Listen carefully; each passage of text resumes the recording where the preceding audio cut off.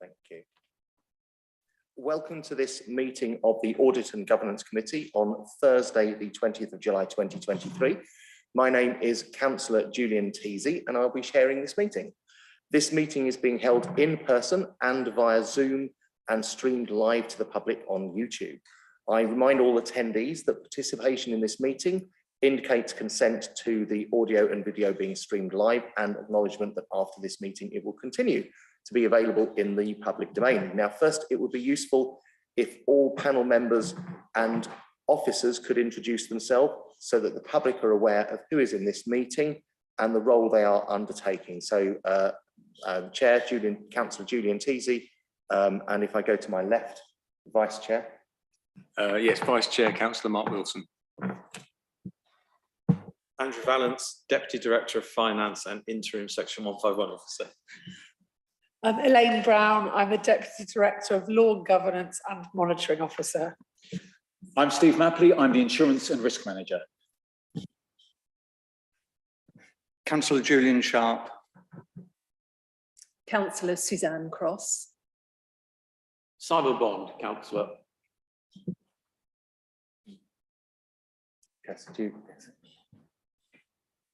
Thank you, Kirsty Hunt from Democratic Services. And I'm just going to take the opportunity to mention to everybody that when you turn your microphones on, if you just count to 3 or 4, it'll give the cameras time to get round to you before you start speaking, because otherwise we're on catch up. Thank you. Okay, so thank you everyone. Thank you, Kirsty. So I request that meeting participants do not speak unless I specifically invite you to do so. And once I've invited you to speak, before you do so, please state your name and the capacity in which you're speaking, if appropriate. I will also ask officers to speak at appropriate times.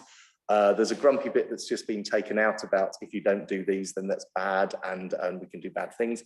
But we will now start on the agenda items. And do we have any apologies for absence? No, Chair, everybody's... No, everyone's present, thank you. Okay, thank you. So moving on to item 2, can we have are there any declarations of interest? I'm seeing people shake their heads, so we have no declarations of interest. Okay. Item 3, now to consider the minutes of the last meeting held May 2023. Do we have any comments on those minutes? They're on pages 5 to 10 of the pack.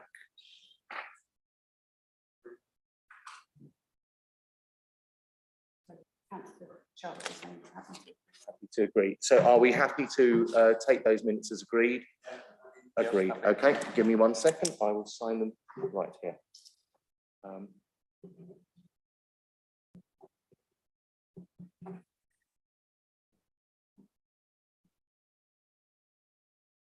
I'm also signing the previous set of minutes, which we didn't have a physical copy of, but we agreed at the last meeting.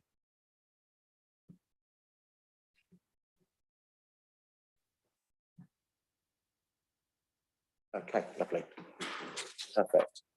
Okay, now on to the substantial items on the agenda. So there are 4 substantial items. The first of these is the 2022-23 draft accounts. And also, we are going to also have on these an update on the pending audit and progress update on the accounts, on the objections to the 2020-21 accounts and the 21-22 accounts. If you'll remember, in the last meeting, we signed off the 2019-20 accounts. So we're already now almost 3 years out, but shall we just start perhaps with the accounts? Let's start with the draft accounts for 2022-23. Sorry, there's quite a mouthful there. So can I just ask Andrew Vallance, the Head of Finance, to just give a brief introduction, about just overview as it were. Okay, thank you, Chair. I'm actually going to hand over to our Chief Accountant, Roman Singler, who should be online as he prepared the accounts, and he can give a very brief introduction.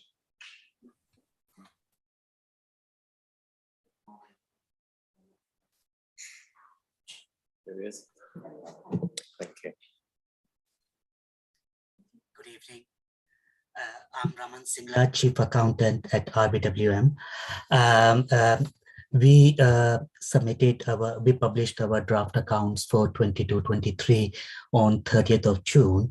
And Can I just interrupt you? Sorry. Would you mind having a look at your camera? We can't see you very clearly. Sorry. Yeah. Thank you ever so much. Thank you. Yeah. Yes. Yeah. Yes. We published our draft account for 22-23 on 30th of June, and we would like these to be noted at this Audit and Governance Committee, please.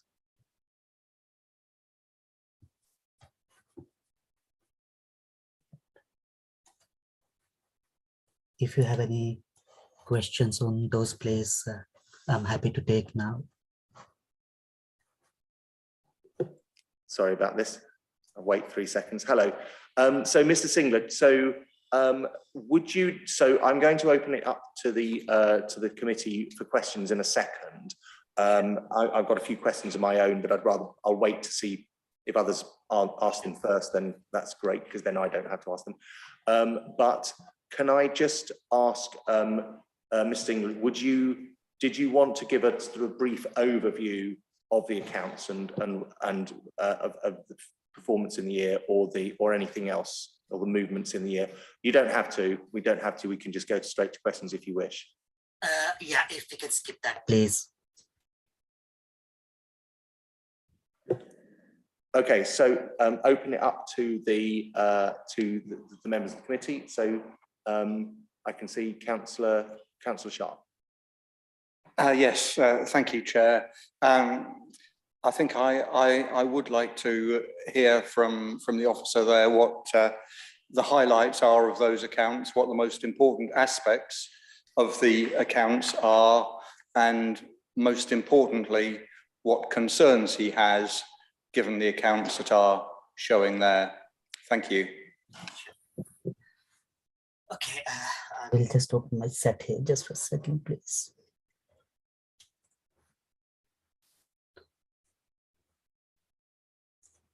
So yeah, these accounts for 22-23 are based on the information we had at that time, and reflects the true and fair view at that point in time. I don't have any particular concerns on the accounts. They are based on evidence-based practice as per the CIFA code of practice requirements, and it meets basically all the sort of requirements of statutory requirements from CIFA code of practice. I'm not sure what detailed sort of update is required on that, because it's a detailed set of accounts, and not sure what level basically the update is required, please. Okay, thank you. Can I ask another question, please, Chair? Yeah, sure. Thank you very much. My understanding, and I'd like this clarified really, is in terms of the level of reserves that we have in the council. I'd like to understand the level of reserves that we have at the moment, and also what level of reserves is expected for a council such as ours to hold in terms of a percentage of total assets that we have. You know, I think my understanding is that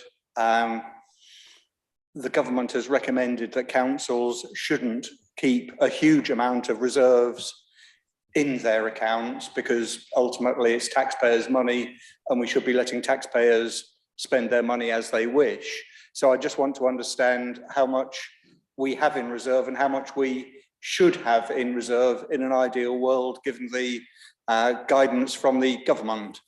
Many thanks. Okay, I'll take that one.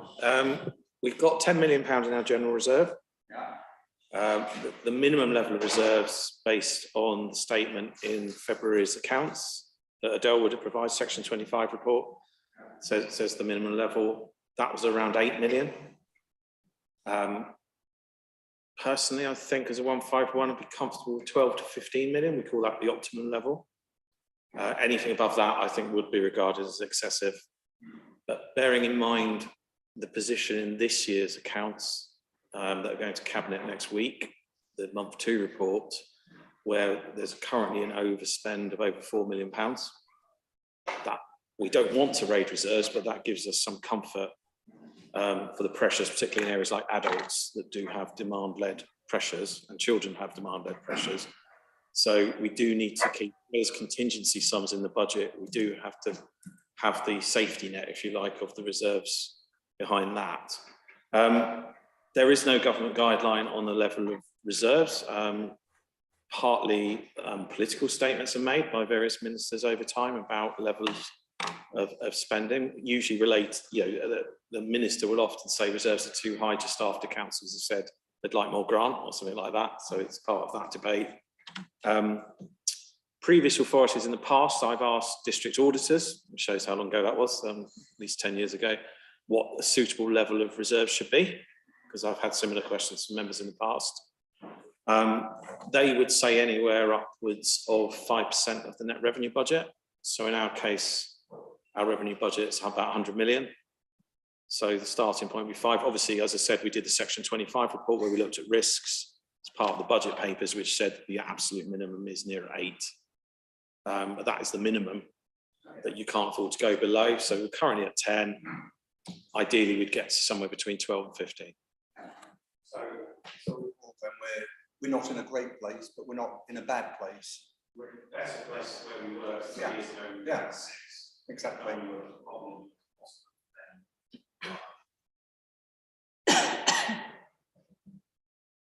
Hello. I saw Councillor Cross, but that might have been wrong first. Would you like to? Yes. Sorry, will you come forward? Oh, Yep. oh, I think it was. Oh, do you want to? was it Councillor? You go first. Are you sure? Sorry. The order in the list. Oh, thank you. Thank you, Councillor. That's how it works. I really apologise. I really apologise. No, But thank you. That's every day is a learning day. Right. So, my apologies, Councillor Bond. Thank you.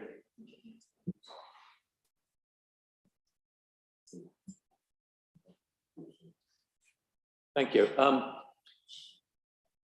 I did my best to read the accounts. Obviously, I'm not an expert. I'm on the pension committee, so I particularly tried to read the section on the pension fund. I was surprised at how difficult some of it was. I don't know about any accountants in the room, but it felt to me as if you probably need to be a specialist pension fund accountant to be able to understand that, which confirmed my view, which I think was reflected in the Redmond review, that local authority accounts are on the complicated side. And on the pension fund, I did note on page 114 of our pack, there's a note on forward currency program, which I'm pretty sure is out of date. I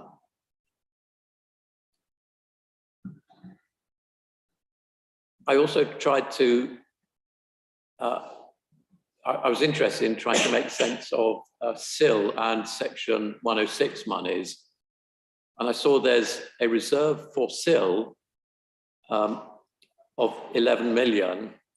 There's no comparable reserve for Section 106, but there is a 9 million plus, which is mentioned as developers' contributions, which I think is a collective name for SIL and Section 106. But it said it's money that's not yet recognised as income, as it may have to be returned to the person who gave the money.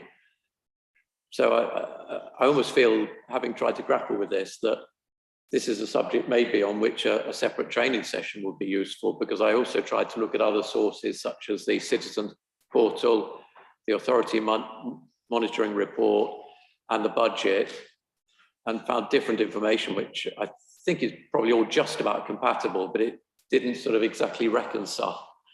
So I was rather puzzled, and I think some more explanation at some stage would be helpful. The other thing I felt was that there's the two intermediate years. So there's the year ending in 2021 and 22. And that is a wider interest because we are the administering authority for the pension fund. The other unitary authorities in the county cannot sign off their accounts until we sign off our own accounts. And I understand the reasons why there is delay on these and why it's difficult. But I was worried about or concerned about communication because there's communication between the two auditors of the two councils.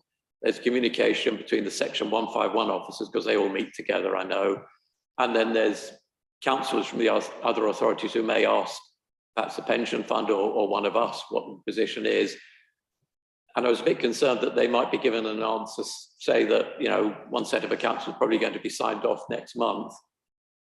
And if that's unrealistic and it doesn't happen, then they will, you know, think what's going on. So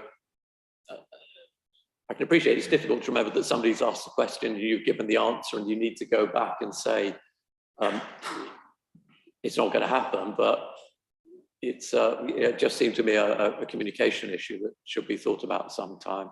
So they were really the three thoughts I had on reading the accounts. I'll just answer on the last one on the pension fund. Yes, we do have full and frank debates in Berkshire 151s. We meet every fortnight. Pension funds, external progress with external audits is a common topic, and we almost treat them as a therapy session, honest, because everyone's behind their external audits to one extent or the other. But we do keep the other authorities fully informed. We do provide some sort of certification, don't we, Raman, on terms of we do provide certificates to the other authorities on the pension fund accounts, so they are able to close their accounts. Yes. But they're not always accepted by the other council's auditors. Auditors. Some to and fro, and then there's a debate between the two sets of auditors. So there's a lot of conversations and a lot of discussion and debate and paperwork flowing between all of us. And yes, it is a problem for some of the other authorities, because two of them are further behind than us. But for the three who are more up to date, yeah, it can be a source of tension sometimes. Yeah. Thank you.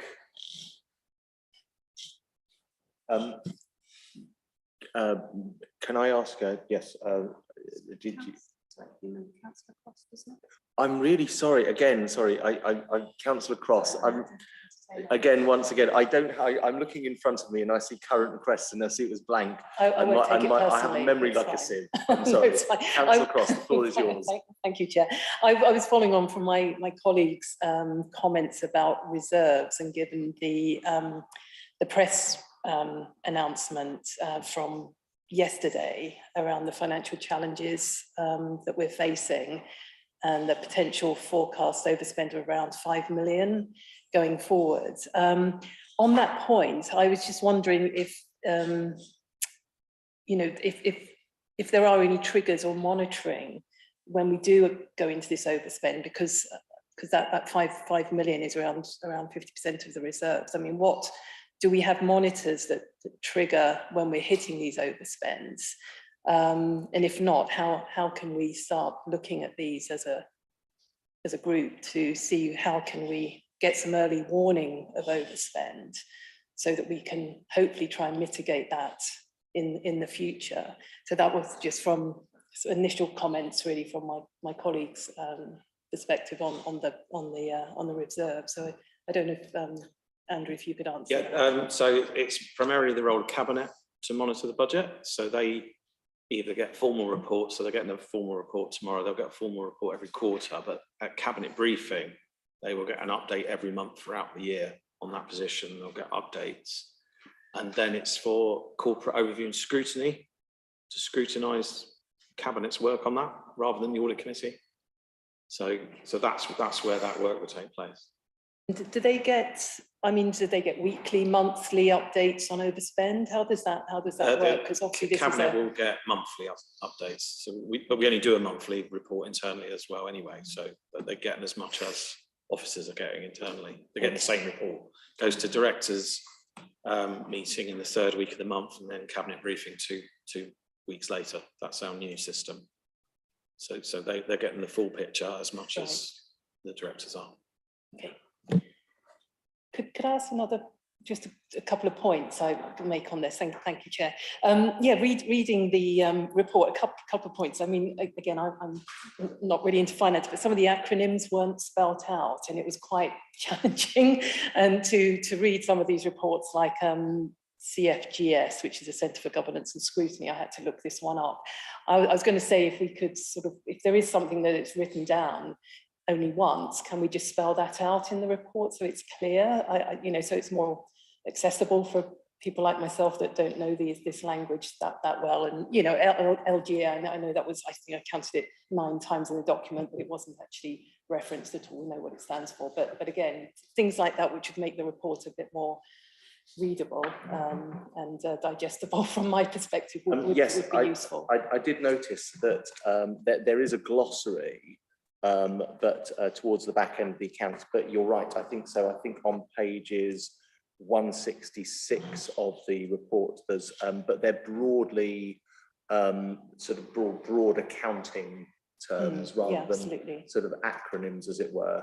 I think that's a reasonable point. I just wonder if Andrew Balance is nodding, if maybe that's possibly something, just yes, yeah, sure, yes, yeah, in the final version we will correct all those. Yes, please. That would be great. The only other point I had was around the progress on the objections. So are we progressing on to that, or are we still? Can we come to that in a second? Absolutely. If that's okay. Yes, sure. I just want, because yes, I think that does deserve a specific point of note, actually, and we do have someone from Deloitte here. But can we just let's just focus on if there are questions about the draft accounts. Did you have any further questions at this point on the draft accounts? I note, I see Councillor Sharp again. Thank you, Chair. I'd just like to understand from someone who knows about these things, really looking at the accounts that we've got in front of us at the moment, what would you say from a finance point of view are the main areas of concern that we should look at from a council point of view, from a councillor's point of view? What is it highlighting to us in terms of where are the risks, where are the issues that are likely to crop up from a finance point of view? Thank you. I would say the main risks at the minute are ability to pay back debt. So obviously we've got £230 million of loans, given what interest rates are now. So that in the medium-term financial plan, that is going to be over £10 million hit on the revenue account next year. So that's 10% of the budget will be funding that debt. And if you look at, when you come to the budget later in the year, if you look at the cash flows, that will be dependent on the sale of assets. Some more controversial than others, which we won't go into now. But if we don't have those asset sales, then we are stuck with more of that debt for longer, currently at very high rates. So that's probably one of the biggest risks. The pension fund is still not fully funded. That's another long-term strategic risk. I'm not sure of the percentage in these accounts, but it's probably low 80%, I think. Currently 82, something like that. Most other pension funds in the country are over 100 now, so that we are an outlier in terms of the funding of our pension fund. So therefore, we have deficit payments in the revenue account that other councils don't have now. So again, that's a big hit. And then not so much in the accounts, but more in the papers for cabinet next week is obviously the effect of inflation. That won't show up in the accounts, but they're probably our 3 biggest risks: interest rates, inflation, and the pension fund. Excellent, thank you.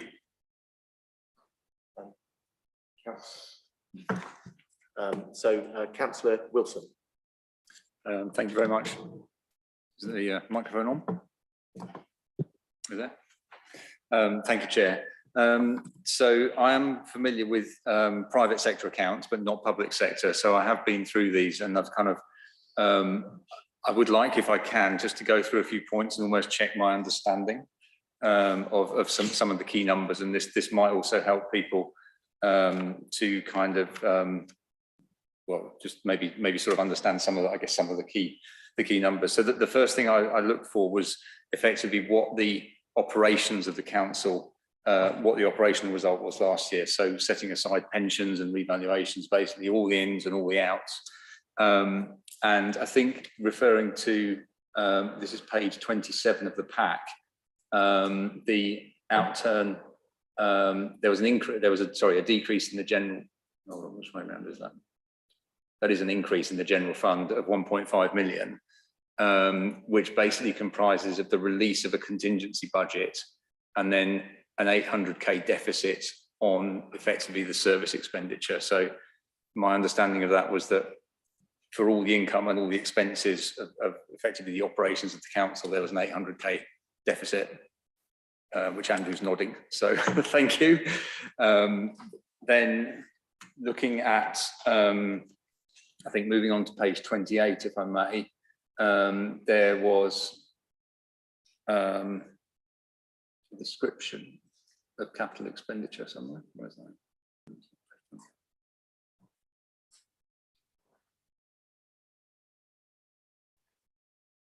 Sorry, I'll come back to that. I'm still got my page numbers wrong. Sorry, yes, on page 28, there's a reference to the total debt on the balance sheet, which we've mentioned just now about the interest cost. So the debt on the balance sheet is 234 million. Yeah, my thought there was about the risk of the interest cost. So echoing Andrew's point. So I kind of just wanted to identify that as a key figure.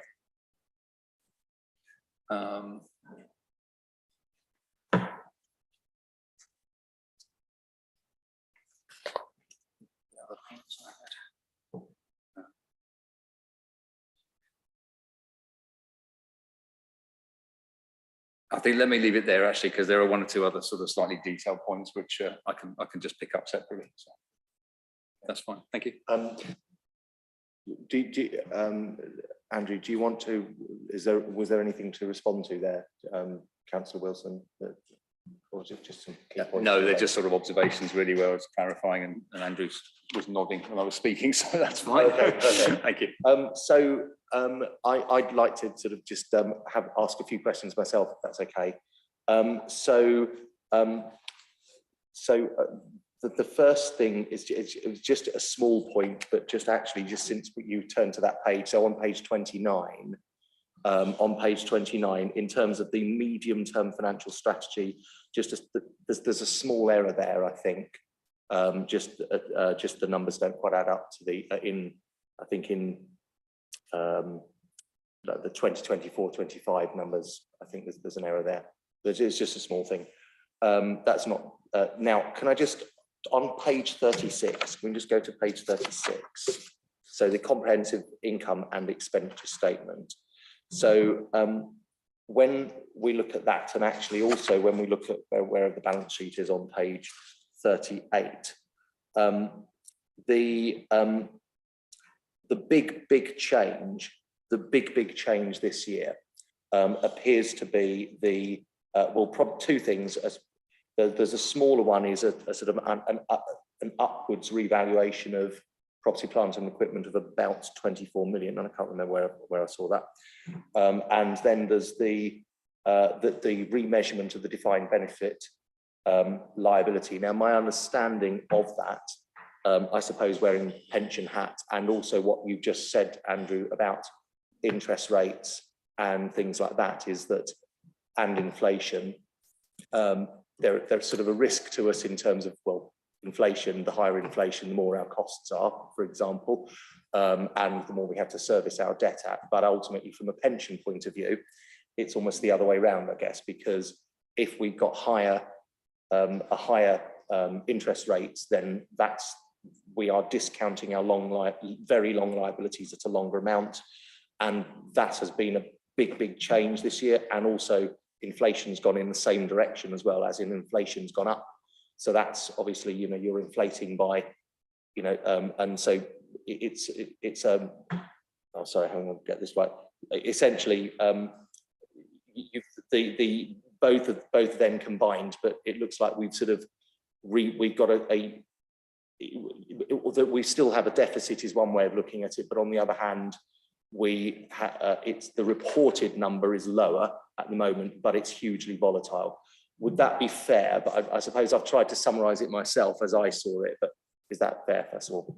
Yeah, obviously accounts at 31st of March every year are a snapshot at that time. The triennial evaluation is done every 3 years on pensions. You have to look at pensions as a very long-term thing. The liabilities last 50 plus years, and you can't have knee-jerk reactions to the volatile changes year by year. You have to take a much longer view, which is what the pension committee and advisors, and that's why we have actuaries. They provide that sort of information. So, but it can lead to massive distortions in sets of annual accounts, which is why government never expects you to sort of fund your pension deficit in any one year, because it will bankrupt everyone some years and then have massive surpluses in other years. So that's why things are treated very long term. So one question I got, and this may be for Mr. Raman Singla, maybe for him. Hello. So when it comes to property, plant and equipment and the possible the revaluation of them, so I was trying to look for the in the notes about thinking, well, because I could see that certain assets we don't revalue, for community assets, for example, other assets we might. Do we have, and maybe this is to take offline, but is there a breakdown which shows us, well, these are the assets that we just keep at cost, or these, at sort of amortized cost, say, these are the assets that we revalue, this is how we've done it, where we've got valuation from. Do we have that analysis anywhere? And it's possible that I just missed it. No, sure. These are not on the statements, yes, but we do have a separate set. Our assets are valued every year by our asset valuers. They are the consultants, and we do have the detailed reports, and we have basically information for each and every asset, how they are revalued or devalued, basically. Yeah, so that can be provided, yes.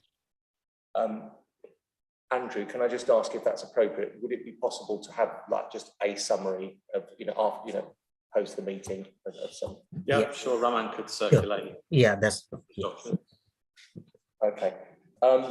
Now, the only other thing I'll just note in the accounts, on page 12 of the pack, it's just a few points to note. On page 12, let's get that in front of me, because this is a nice segue into the next point that I want to move on to. It's noted that, of course, that we were 1 month behind, so 3.1 and 3.2. We were 1 month behind when we needed to deliver the stat accounts in draft, but on the other hand, we did it a month earlier than we did it last year, so that's good. It's done now. And then there's a point at the bottom about the delay in terms of actually getting these published, the draft accounts. There's on page 14, I think it's just noting that that these are now open. I guess that these accounts are now open for any public, for any public comments. Maybe I just wonder if that's, I have understood that correctly. Yes, I'm just getting a nod there. Yeah. And then almost finally, it's which sort of moves on page 84. This sort of segues to sort of the next section here, is that when we look at the external audit fees, so the external audit fees, you'll notice that we have our usual audit fees, which are comparable to last year. We have our fees payable in respect of other services, which gone up a bit, but that's fine. And then we have fees payable in respect of work objections for the last year's account, for 1920 accounts, £90,000. Now, with that in mind, can we possibly move on to the question about the progress of the of those accounts? So just a reminder, so these accounts are now draft. So we have 2022-23 accounts. We now have, I think, 3 sets of accounts that are out there. One we just released, but 2 other sets of accounts are there and need to be audited. And I just wonder, actually first before, so Mr. Satinder Jas, are you from Deloitte? Hi, yes. Hello, yes, hi. Chair. Do you want to, so what I'm keen to understand first of all is well, where are we with these accounts? When are they likely to be done? What do we need to do? And where are we with the objections? So I'll just leave it there first of all. Thank you, Chair. So in terms of the 2021 accounts, we have, so we did start the audit of the accounts when we started soon after we started the 1920 audit. But as the committee is aware, we identified significant issues in the 1920 audit, which continued on in the 2021 set of accounts. What we've now done is, because we've finished the 1920 set of accounts, and we've worked through with Andrew and his team, we have put in a final team, which is probably the best way to say it, with the aim of signing the 2021 accounts by the end of September. So the audit committee that will be coming in September. And we have, what we did, while we had our NHS season, so that's what we would classify as our extremely busy season, we put together a strong team. So instead of having what we would call just part members and part colleagues coming for a week or 2 weeks, we went back and we said, okay, we can put all of these resources together, and discussed it with management and Rahman and his team as well.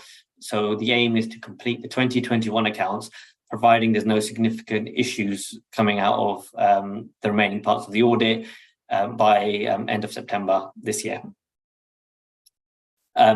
Just to link to that, so if I stay with the 2021 year, and if I just discuss objections, so they're same sort of thing. So we go through, and just for the committee in general, we go through a review of all the objections that are raised, and I'll keep this high level at this point in time because of the confidentiality reasons.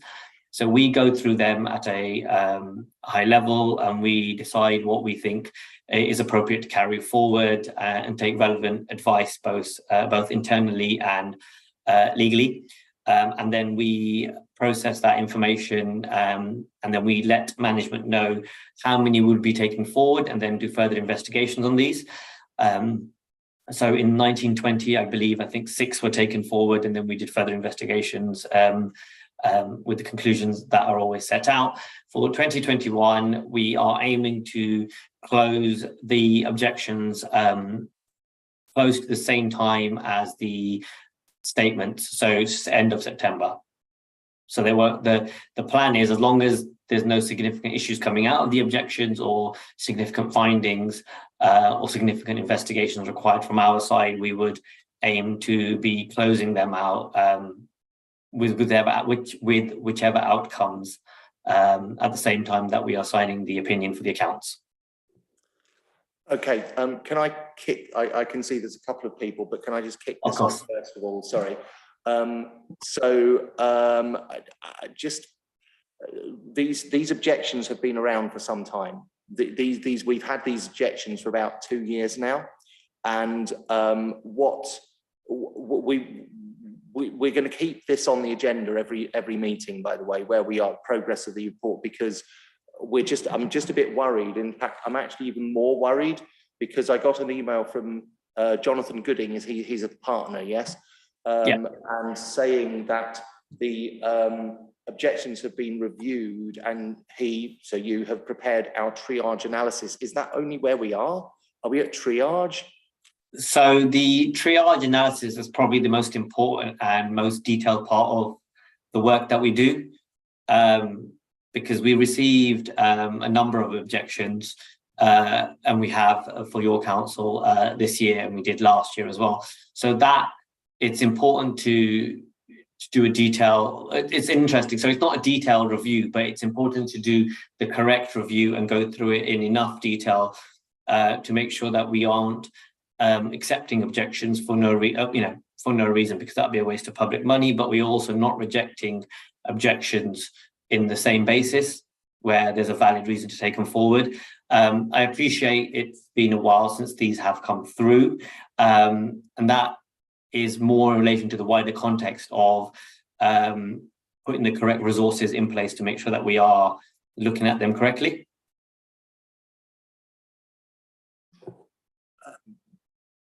Yes, Thank you, Councillor Chair.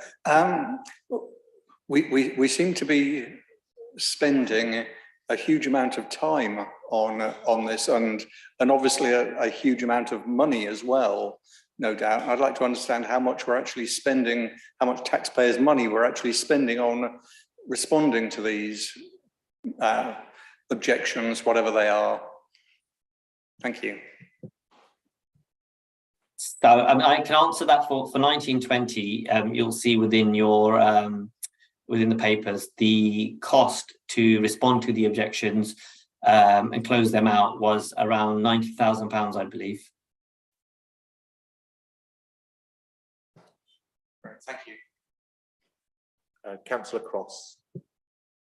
Thank you, Chair. Yeah, I just wanted to echo what my colleague said here about the cost of this as well. Just to make sure we're literally on the same page, I'm on page 162 of the pack.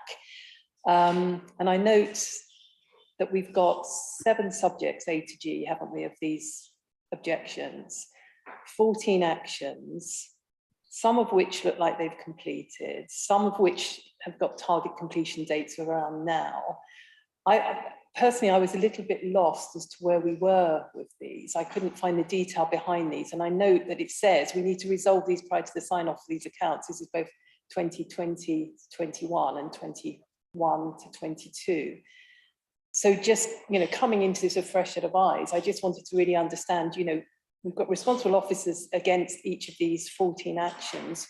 Where exactly are we against each of these objections, seeing as they're so important? And again, we need to ensure that we are mitigating against us doing these again, so that when we come to the next set of accounts, we've learned lessons, we've put actions in place, we're doing the right things, and we're spending the public purse in the right and appropriate way. So those were really my questions around that point. And again, it's, to your point, Chair, this has been going on for some time now. And again, sorry if I've missed any papers here, but where of those that have been completed, where are those? Where are the papers? And of those that are due with target dates now, where are those? And there's a lot of them due in December, and given holidays, that's a few months away in reality.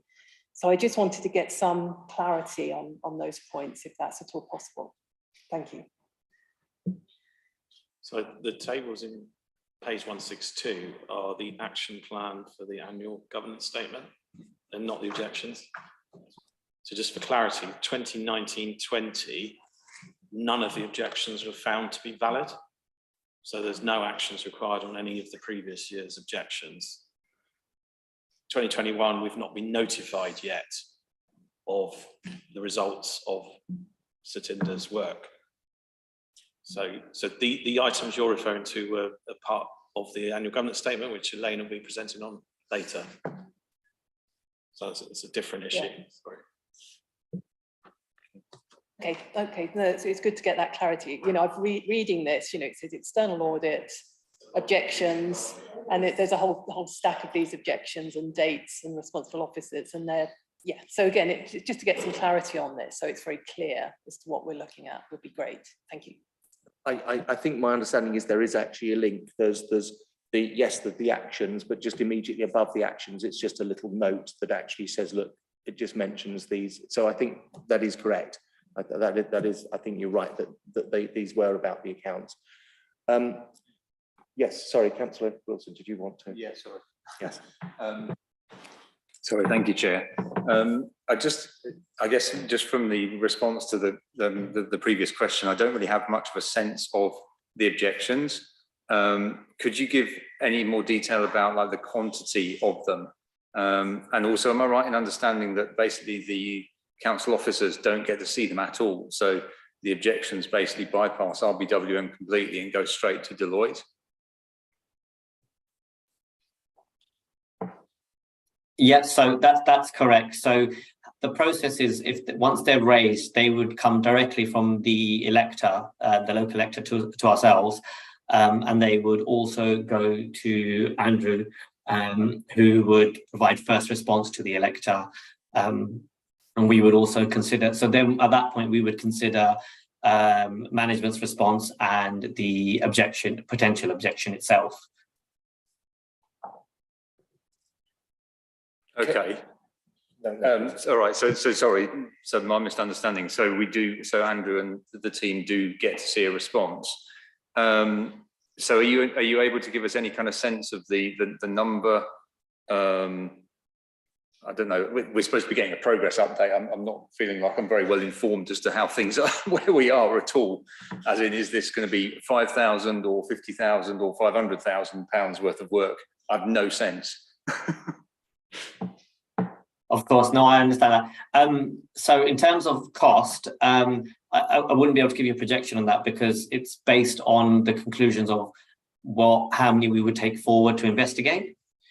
So, I mean, the best context is the number of objections you had is similar to how many you had last year. However, to put it into context, the elector cannot raise the same objection every year. So if they've raised an objection and we've rejected it, or we've investigated it, or we've investigated it around the area, or if we've also decided that the objection that's raised is part of our normal audit work, we wouldn't take it forward. So we do consider a wide variety of reasons why we may not take it forward. However, if they raise something new and it's within our remit, we would have to consider it.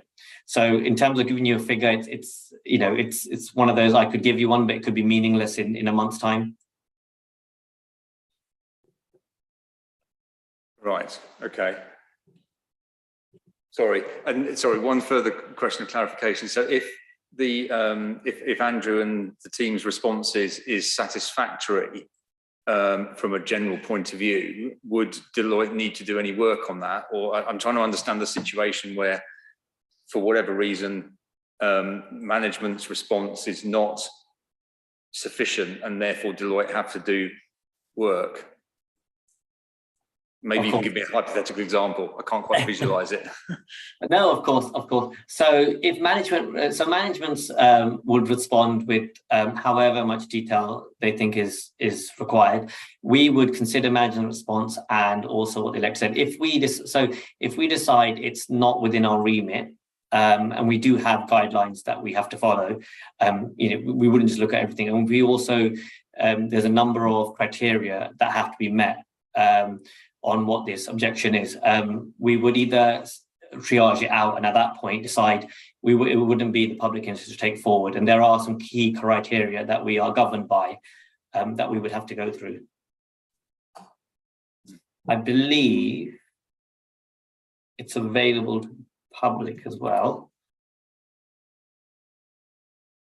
Just going to double check that. So AGN 04 is the which the public are able to check on, does provide the guidance, I believe. Sorry, was that AVN 04? AGN. AGN. Okay.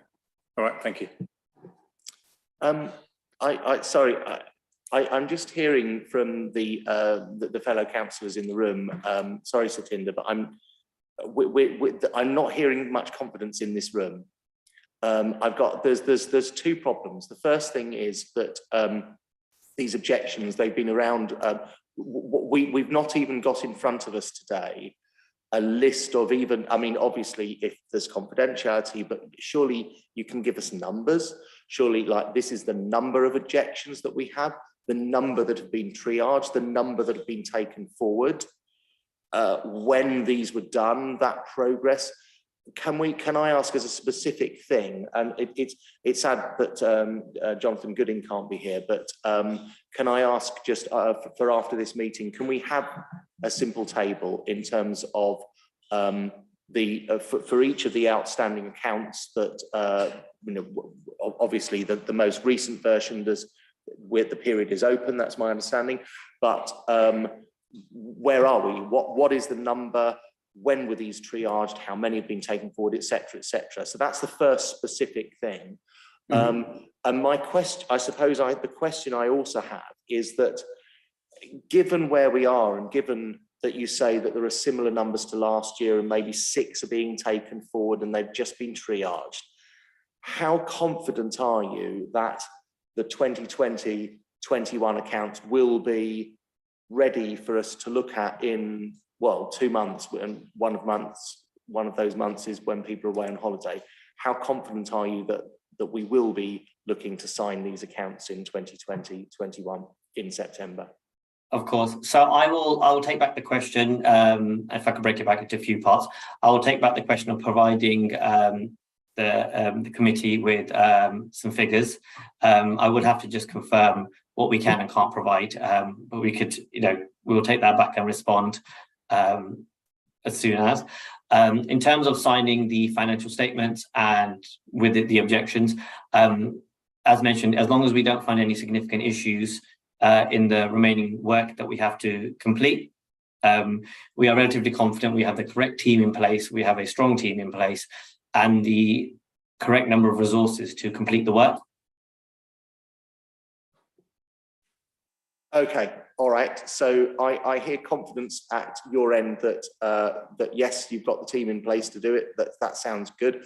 Can I ask for that list, please? Maybe certainly within a month. Is that yes? A month? Yes, that sounds. People nodding. Yes, a month. Can we have within a month, please? That'll be good. Just provide it to us, and we can circulate it, or however's best done. Okay. So going back to the agenda, we are here to I'm just looking over at Kirsty here. We are just here to note these accounts because we're obviously not approving them, because obviously that happens once they're signed. So do we have any further questions or comments on the accounts? I'm getting no nod. So should we consider them noted and move on? Okay, lovely, brilliant. Thank you, everyone. Sorry, that was a very large item, but it is the majority of the pages in the pack, to be fair. Okay, can we now move on to item 5, which is the internal audit progress report for Q1.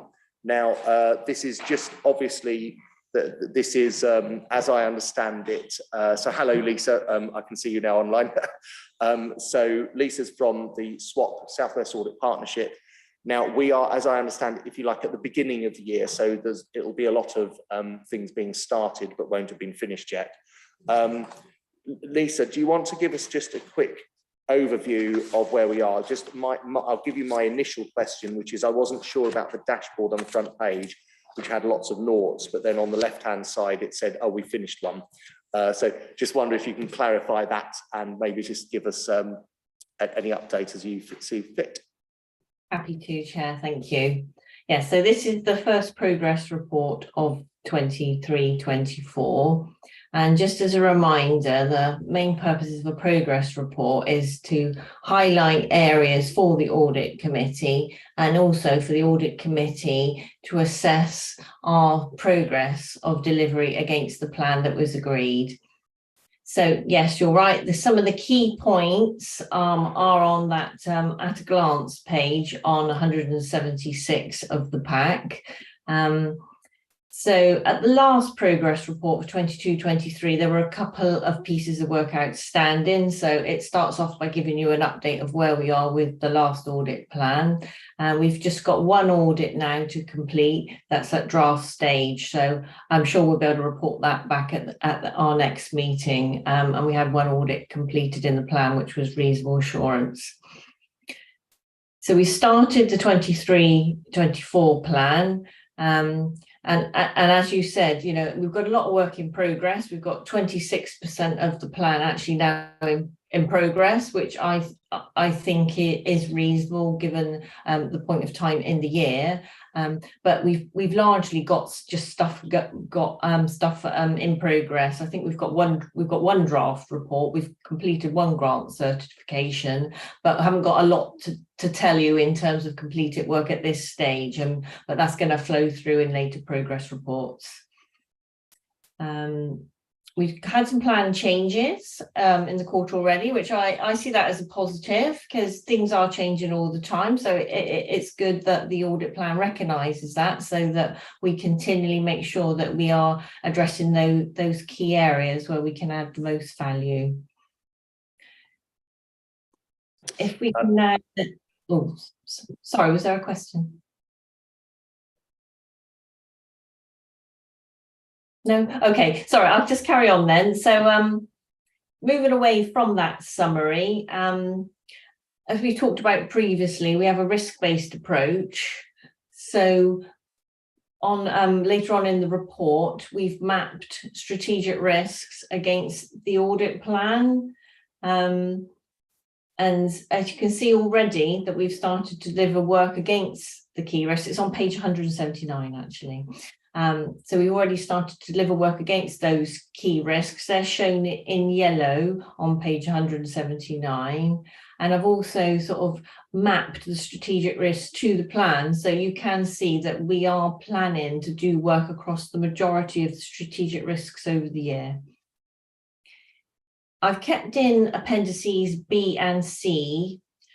There haven't anything to actually report this time around, but I thought it might be of interest to new members to see what to expect in later progress reports, where we give more detail on those limited assurance reports that we issue, and also more detail on the follow-ups to give you assurance that previously agreed management actions have been implemented. Page 184, you'll see there, that's the full list of audits that were agreed back in March to be delivered. So you've got a full list of the plan of work for the year and indicating where we are with each of those. You can see there it starts off with the 22-23 audits, and the audit that I said that we completed relating to last year was the revenue savings audit that we gave reasonable to. So that was a key audit in the plan last year. So it's pleasing to be able to give a reasonable opinion on that. All final reports are available to members on the Teams channel. So I just want to remind members of that. Okay, those are the highlights, I think, from the report. So happy to answer any questions that people have got. Thank you. That was very useful. That was a very useful summary. Can I open for any questions from the floor that we have for Lisa? Councillor Sharp. Thank you, Chair. Lisa, I have to say this is a really useful report. It really does come over with a lot of clarity. I know we're in the early stages of the year, so there isn't very much to show. So it's just highlighting where we are. But I think as the year develops, we'll see how you're getting through all of these audits, and we'll start to see the results of them coming through. And I think the format of this is so useful as we progress. So really appreciate your help with that. Thank you. Thanks very much. Appreciated. Any other comments or not? No. Yes. Sorry. Go on. Yes, Councillor Cross. Yes. Sorry, thank you, Chair. No, I just wanted to echo what my colleague said. And Lisa, I see on your website, you've got an enviable list of other councils that you provide internal audit services for. I know we're early in the year, but is there anything that we're missing, or anything you think we should be focusing on at this early stage, or anything? You've given us some great highlights, and I agree the report is very comprehensive, but is there anything, you know, with your audit hat on and working with other councils, that you think we should be looking at as a committee here? Thank you.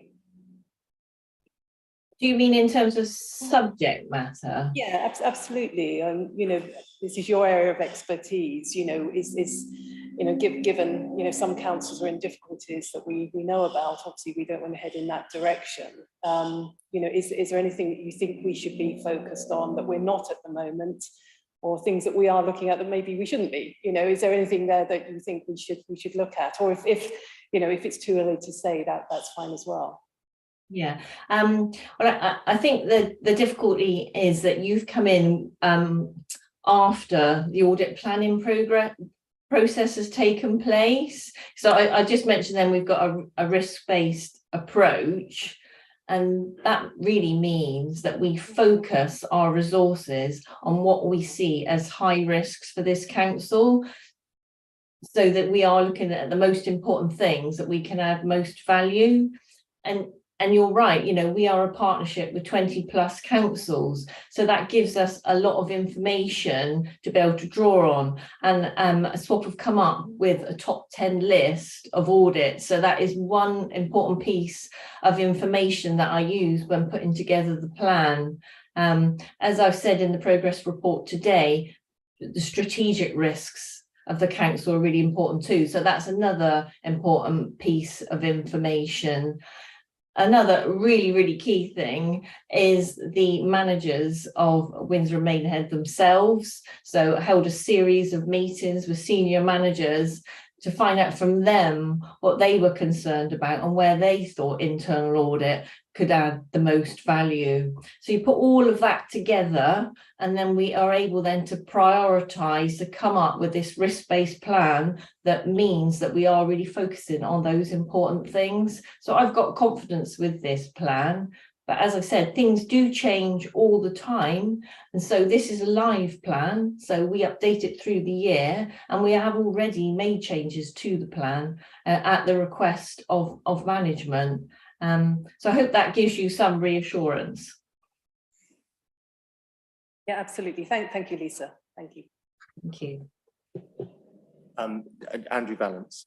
Thank you.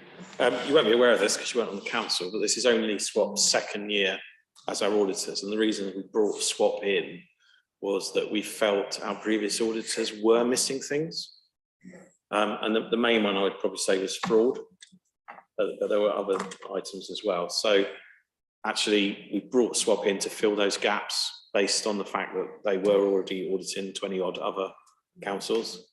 So we did do a lot of work on that when we brought them in to plug those gaps that we perceived at the time, of which fraud was the major one by far. Just a follow-up question to the one raised by Councillor Cross actually is, and this is possibly a question for both Lisa Fryer and also Andrew Vallance, but it's how and when would, outside of the sort of normal annual sort of review of the audit plan, would you want any input from us in terms of actually sort of helping determine what we should be looking at? I'll say it for Lisa, but SWAP's main selling point, if you like, and I know their chief exec, David Hill, is very keen on this, is he's not a big fan of a one-off audit plan every year with a set number of days. He really pushes the idea of it being an iterative document that you update all the way through the year. So I think SWAP would say anytime you like. Yeah. I agree, Andrew, thank you, yes. Yeah, I say it's a live document, so we're happy to continually update it. So that would include with members' requests as well. I've seen you, but I just saw Councillor Wilson first, and I'll then see, yes. Thank you, Chair. Yeah, just to pick up that point about that you have made some changes, could you outline what changes were made or have been made since the planning process? Yes, if you use Appendix D, where I put new, where new audits have replaced that the original plan, and they're largely from the head of adult services and adults and children's services, that he felt because this plan came to committee back in February. So the planning meetings I had with the senior leadership team and senior managers was back in early January. So when we sort of started to think about the work in Q1, things had moved on. So, in meetings with him, he felt there were other more important things that we could look at. So to prioritise those and push back those original audits to further into the year or next year. And you'll see in Appendix D, under the deferred section, you'll see the ones that he felt should be pushed back because they were of lower risk. And I say in the actual body of that list, you'll see audits marked new, and those are the ones that he wanted to be included as they were a higher sort of risk priority sort of 3 months down the line. Great, thank you. Councillor Sharp, did you wish to make a comment? Yes, thank you, Chair.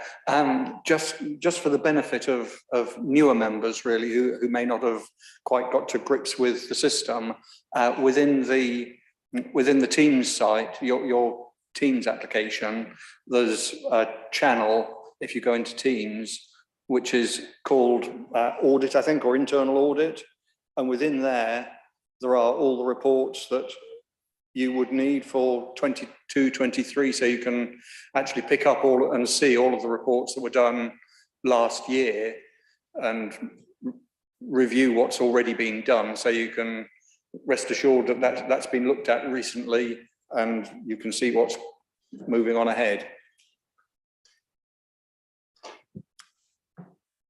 Thank you, Councillor Sharp. Any other questions or comments? No. Well, can I just say, I'd add my own thanks, Lisa. Thank you very much for that very sort of succinct summary and reports as well. Obviously, look forward to seeing these reports as they happen during the year, and also hopefully can contribute to helping sort of identify what we should be looking at as well. But yes, thank you. So I think we are just duly noting the progress at this stage. Okay. Perfect, lovely. Okay, thank you. So item 6 on our pack is the risk management, to consider the report setting out how adequate risk management is in place. Now, my understanding is, so we have here Steve Mackley, thank you, in the room. Now, my understanding is this is more about the approach. Correct. That's right. Yeah. So, Steve, do you want to give just a quick introduction? So there are 3 things to draw members' attention to this evening. We'll open with linking some of the things that Lisa said with my report. Now, you'll see in 2.5, I talk about the strategic risks, which are those that inform the audit plan. Now, we had a set of those, but the previous Chief Exec, Tony, decided it'd be a good idea if we approach the senior management team and use a PETAL-based approach to have a consultant myself in and spend several hours refreshing the strategic risk register, the actual content of which I'll come to in a bit. So that's the process we used, and it's a process we repeat throughout the council to make sure that the risks remain current and up to date. So that's the first bit to draw your attention to. The second part is the first appendix, which is the approach to management of risk. Now, after last year's risk management audit, we made some significant changes to that, which I'll briefly mention. It's essentially to do with the difference between strategic operational risks. I've only brought the strategic risks tonight.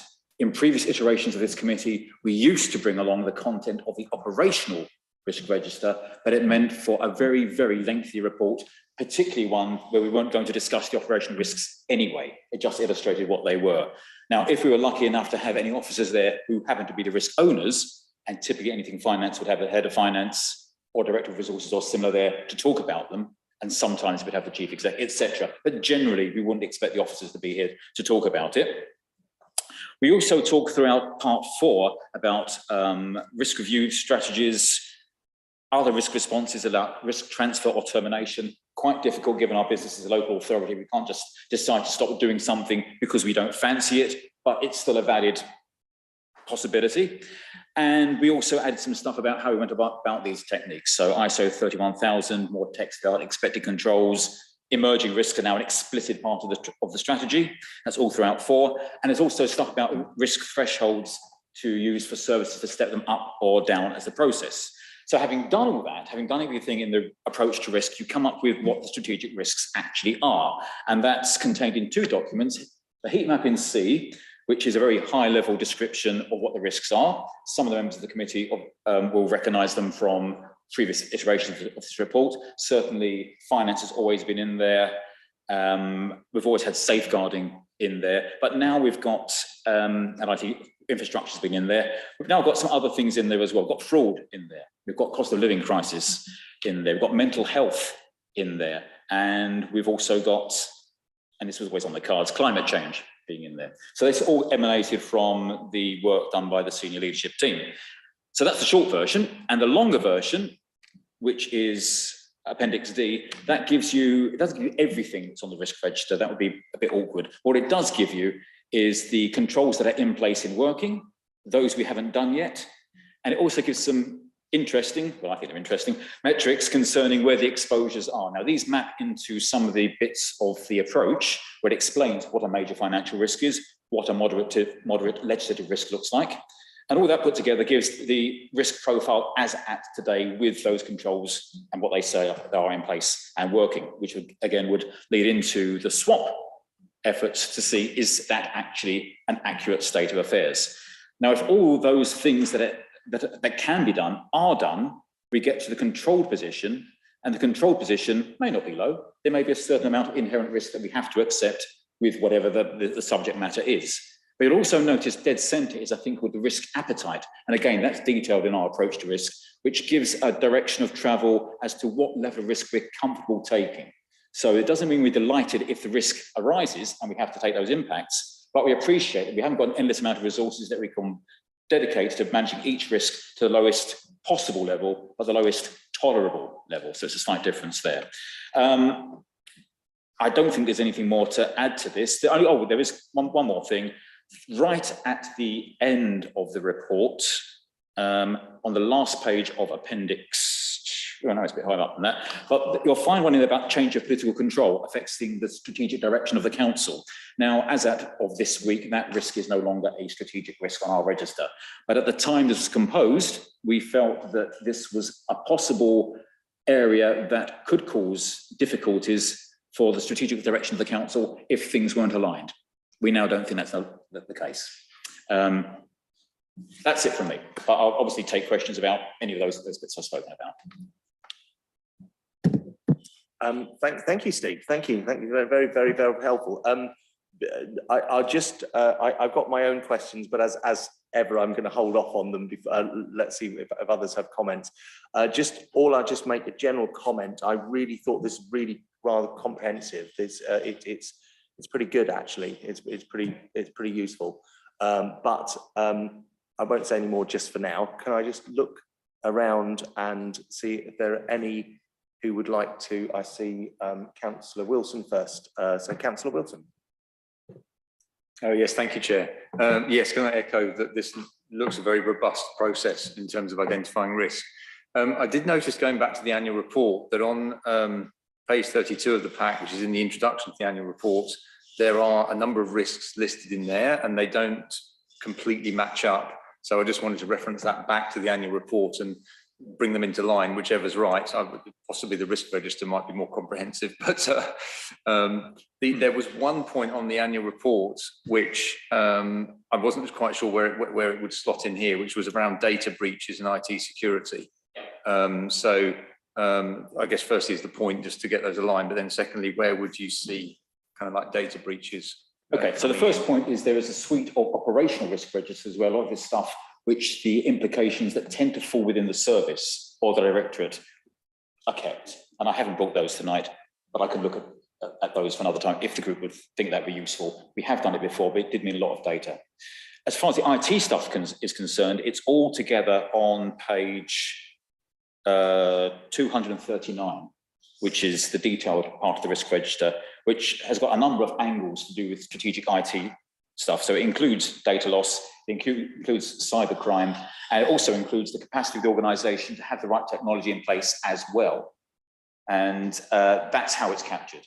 So supporting that, if you like, on the operational risk registers is the technical detail from the IT side, explaining what they're doing with regard to those protections.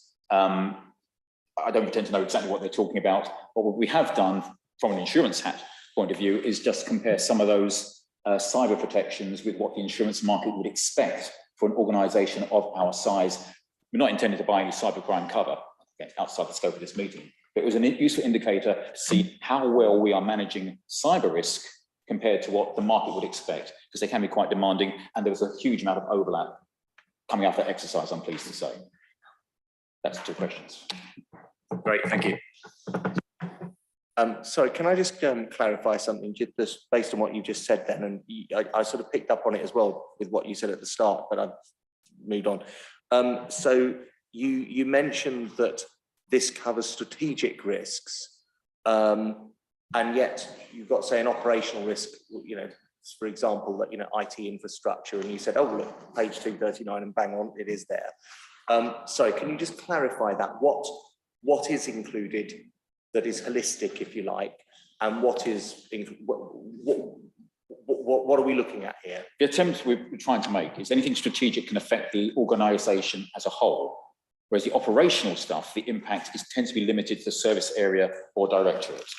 That's the thinking behind it. Now, ultimately, what's important is we get the risks recognised on our registers. So there probably is sometimes where an argument can be said, well, why is that not strategic, or why is that operational?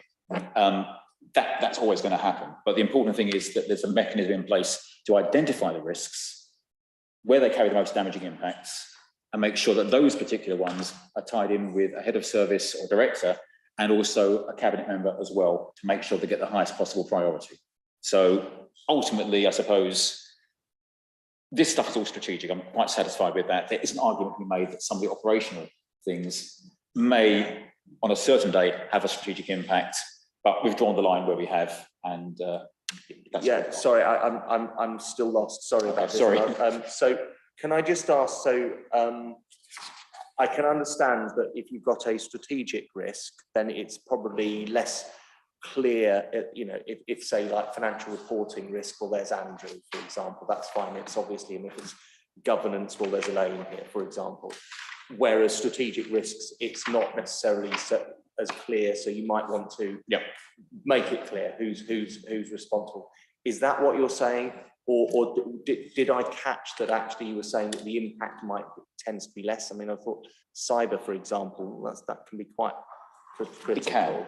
That would be something that would threaten most likely the council as a whole, rather than a directorate area. That's where we're coming from. If I refer people back to 1.13 in the approach to management of risk, I put a couple of sentences in there to attempt to demonstrate the difference between the strategic and operational risk side.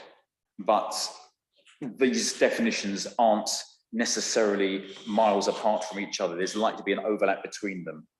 But to emphasise the comment I made when I was answering before, the important thing is the risks are recognised on the risk register. And on a given occasion, it could be that an impact would be expected to be limited to a service actually has a more strategic element to it. Okay. Councillor Sharp. Thank you, Chair. I think this is actually very good and very comprehensive. I can see that you've been through a wide range of potential risks. What I was surprised about, I guess, is that the top risk that's been selected is climate change. So whilst I can see that there may be changes in the climate and it may be getting warmer or wetter or windier or snowier or whatever it is,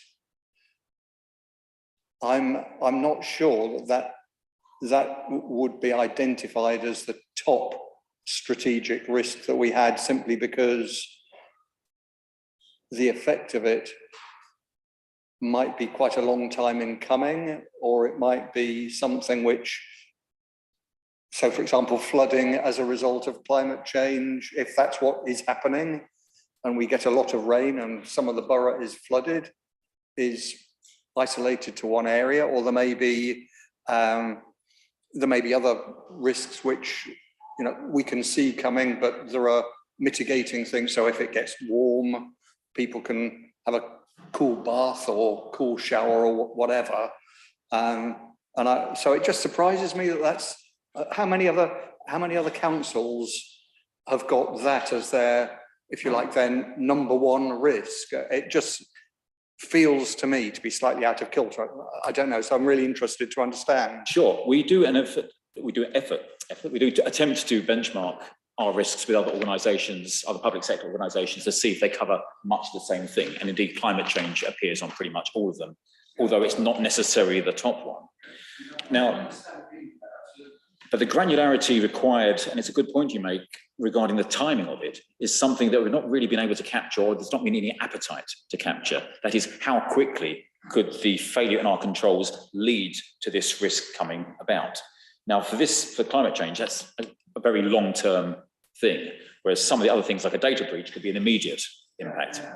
That's my point, I guess, that cyber attack is instant, and all of a sudden the systems are down, no one will get access to anything for a long time, or whatever. And it has an immediate impact. But well, it might be useful to try and build, we have tried this before and it didn't really fly, to build in the granularity necessary to say, okay, how quickly, if controls fail, would this risk arise? 3 months, 6 months, 12 months? Because that would just give a little bit more management information and perhaps illustrate why the current risk rating is given as it is. Whereas I can see that, you know, flooding might be an incident that we have. We might be snowed in for 3 weeks in winter, like people were in 1964 or whatever. But those are all isolated sort of things that can take place at any time and have taken place in the past, and we've dealt with them, but they're not general across the council. So just moving on from that, what's the impact from the council's operational point of view of this sort of ordering of the strategic risks? Presumably it means that we're going to allocate more resources to these things than other things that we could be allocating resources to. not necessarily, Okay. but you'll see, looking at a more detailed version of the report, for some reason the same control has been repeated 7 times. There's only one control that's in place and working, which is the team leading on the 4 key themes of the environment and climate strategy. That's what they're going to do.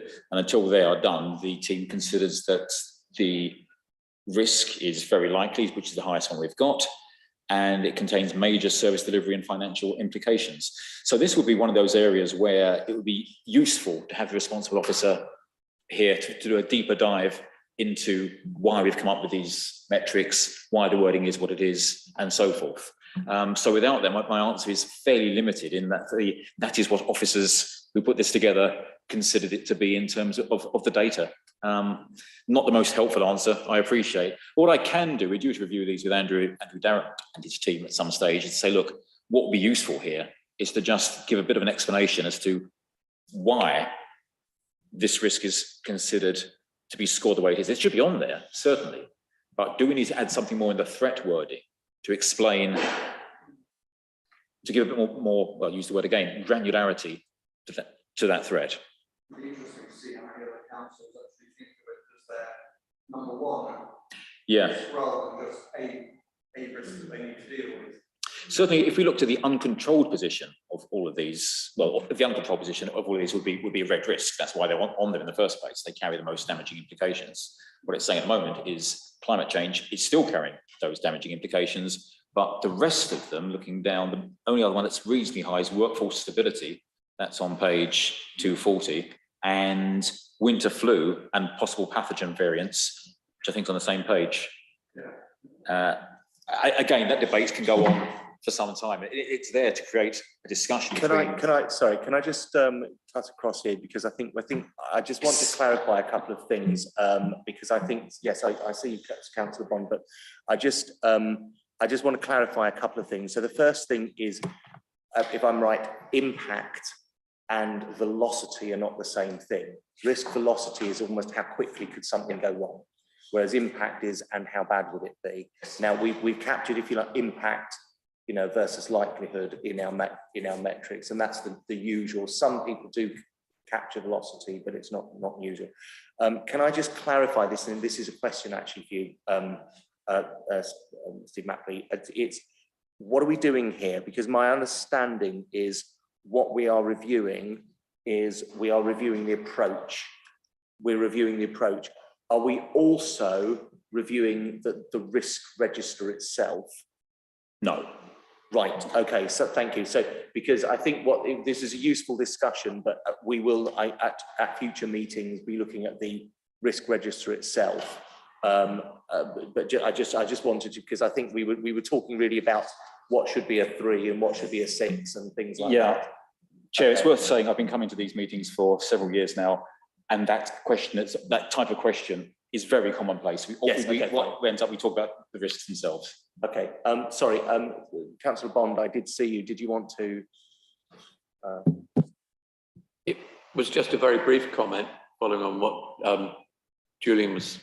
Councillor Sharp was saying, that one thing that brought the issue of climate change home to me was a dry, unexcitable article in the Financial Times talking about property in some parts of America potentially becoming uninsurable. And I just thought that sort of thing has significant implications. I just wanted to add that in. Yeah, I mean, I've put in some stuff at the end of the strategy about our risk financing, our insurance approach to all intents and purposes. For those who don't know, the council is essentially its own insurer, that we meet the majority of our losses ourselves. So it's in our interest to have good data that can give us some degree of confidence when we set those levels, because it is an expensive business to ensure the size and operation of this authority. So we took the decision several years ago to take pretty significant excesses. And I'm pleased to say that they don't really get invoked at all. With most of the claims we pay, some of them can be expensive, certainly, but most of them tend to be fairly low value, but repetitive things, and occasionally something unpleasant will happen. That's just the nature of the business. I don't see any hands, so I'm going to jump in myself with a couple of questions. Can I ask about, one thing I really liked in the approach on page 215, from 215 to 216, is we're talking about confidence level in terms of actually sort of risk assessment, and where, you know, you've got a low confidence level where it's just, oh, it's someone's opinion, I guess, all the way to high confidence. It's like this has been tested, modelled, etc. I really like that. My question is, are we using that at the moment? Because I can't see anything in, I mean, just looking at the Appendix D, for example, or is this something we are going to look at, or is it something we look at but we just haven't put here? I just want to put it in the report. They just want space for it. Okay, okay. So we do have that in. Yeah. We do track that. Okay. Similar question, actually, I was going to ask. So on page 212, we talk about where was I? Oh yes. So we talk. So 1.4. We look at, you have a risk being, if you like, the inherent risk, you know, the out-of-the-box risk, uncontrolled, as it were. You have the current, where we are now, and controlled, presumably controlled is linked to, hopefully, to our risk appetite, saying, well, this is where we're trying to get to. Okay, so inherent, current, and controlled. Okay, so if we then again look at Appendix D, can you just clarify which is which? Because I can see that we have, hang on, yes, we have, where do we have one? So we have, if you like, sort of 2 scores, as it were, whereas if you like, potentially there should be 3. There are 3 scores. I've decided to use words for appetite rather than numbers, which I now realise could be made clearer and more helpful. Right, that's something to take forward for the next version. That would be useful. Because I think my follow-up question to that is, if you like, what I just want to check is, if we're saying, okay, here's the inherent risk, here's, you know, the inherent moving to current risk, I would expect the difference between that to be, well, what do we do at the moment? What are the controls? And then I'd be looking at things like, and how much confidence do we have in those? And then moving from current to controlled, as it were, I'd be expecting to see, well, what is it? What else do we need to do? Do we have that? What else do we need to do in this column, or is that again not there? I can't argue that at all, because it would be much more useful if I put consistent metrics throughout, but for some reason I have not.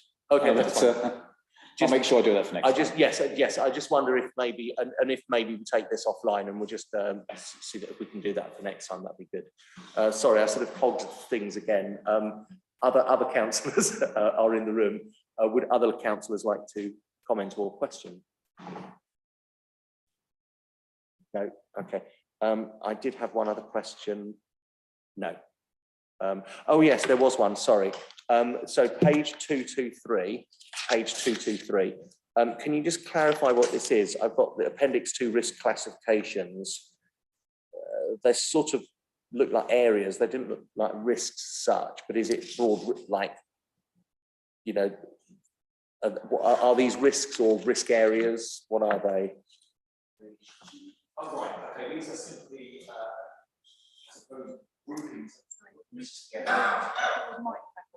My voice not loud enough, how's that? These are simply grouping headings that we thought were useful if we wanted to say to the risk register, okay, tell us all the political risks, tell us all the finance risks. So it's simply a way of adding another indicator to our risk registers to make sure we cover everything off. So everything on our risk register ought to fall with one of these areas. That's simply all it is.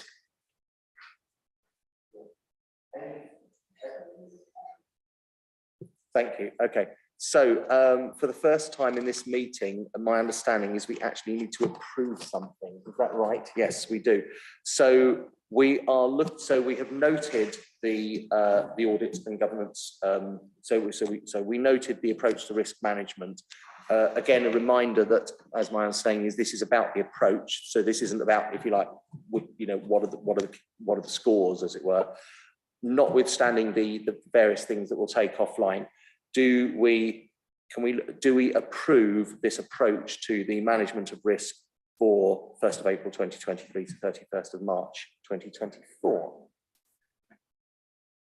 You happy? We approve. Brilliant. Thank you. Excellent. Cheers. Thank you, Steve. Okay. So moving on to the final item of the agenda, which is the annual governance statement and action plan. We have Elaine here. Your thing's on the floor, but that's fine. That's not your fault. Elaine, would you like to just, you don't have to give a little brief overview of what this is and what we're doing here? Yes, certainly. So the annual governance statement, it's a statutory document.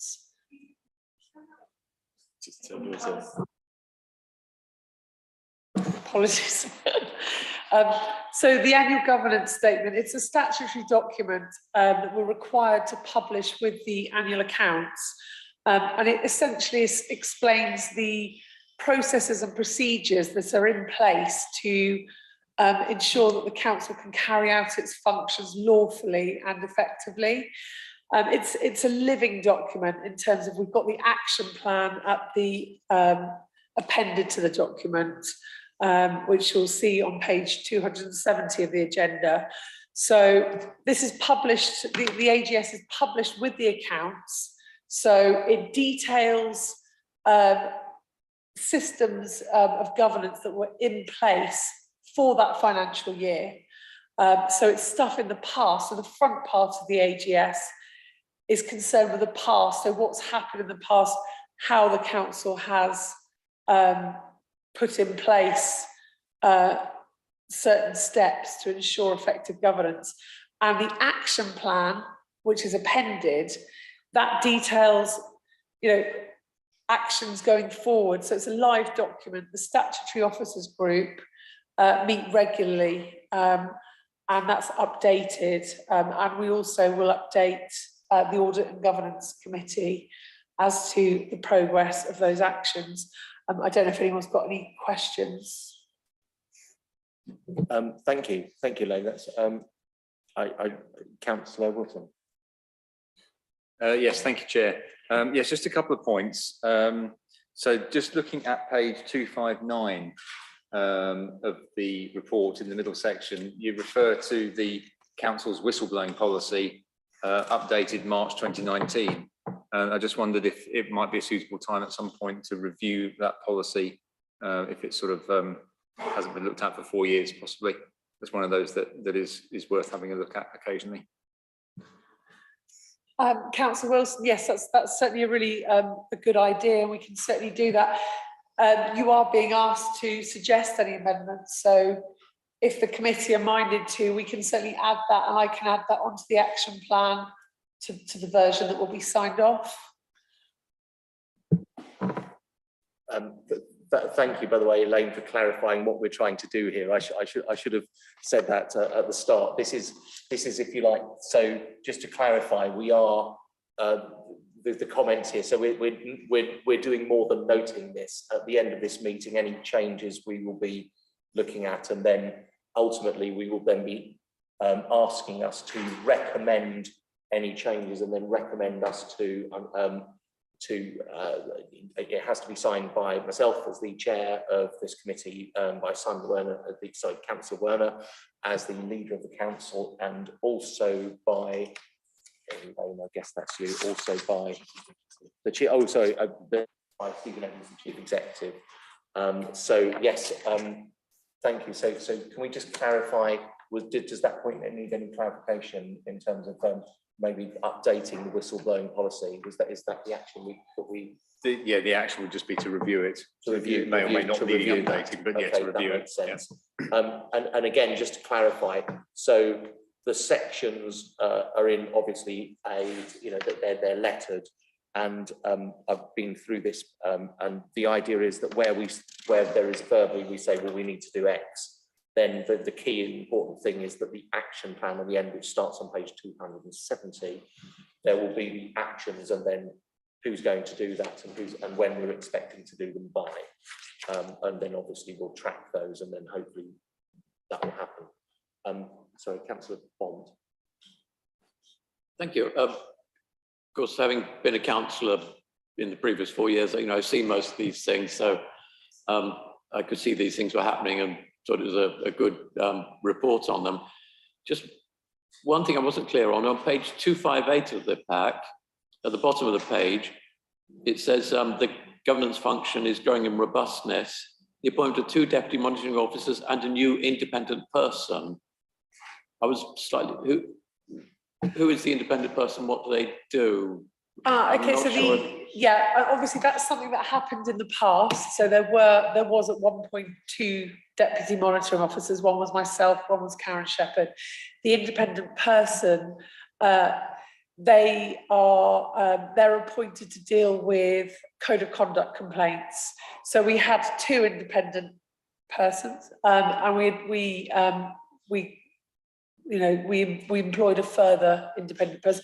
It just means we have a bigger pool of people, and it strengthens the governance in terms of code of conduct complaints. Sentence above, the complaints in relation to the member code have decreased. It sounds as if this new independent person is more or less redundant. Well, yes and no. Unfortunately, it can be quite difficult because we've reviewed, and you'll see it's part of the, it is drafted in here. We've actually reviewed the code of conduct process to make it more robust. And as part of that, even the initial stage of a complaint, an independent person has a look through that complaint. But obviously, if that goes to investigation and it goes to a code of conduct panel, that independent person cannot chair that panel. And we did have a few issues where we had 2 independent people, independent persons, and one of them wasn't available, and we had to wait a very long time until we could actually have a meeting because there was a conflict of interest. So it's just because we've changed our policy, we've made it more robust.